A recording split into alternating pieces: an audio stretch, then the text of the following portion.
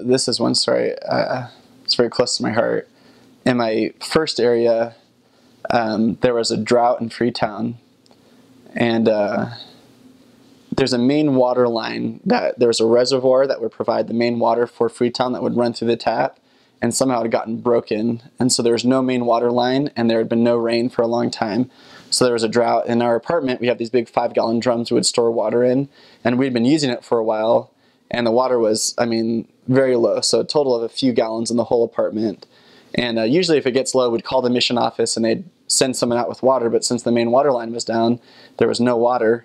And I just remember waking up and getting ready, and we'd been sweaty from the day before. We had done a service project, just covered in sweat and dirt and grime, and had my mission clothes on. I was pretty young, new in the mission.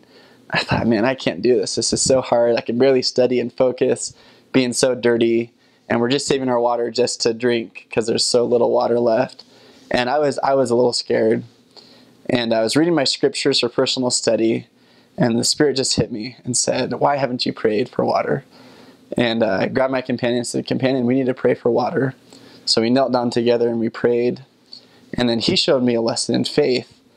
Right after we prayed, his name's Elder Agama from Ghana, he went outside and lined the floor with these buckets that would, the ceiling would catch the water and run off and drip into the buckets. And there's not a sight of rain in the area, but he just lined the rain buckets out, waiting for water.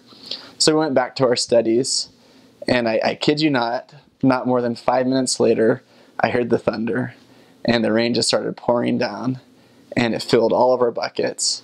And right as it filled up, the tap came back on, and there was water, more than enough water. It was overflowing from our buckets, and it just let me know that Heavenly Father was watching over us. He knew what we were doing. He knew what we needed, and we just had to ask Him. So I'm really grateful for that experience.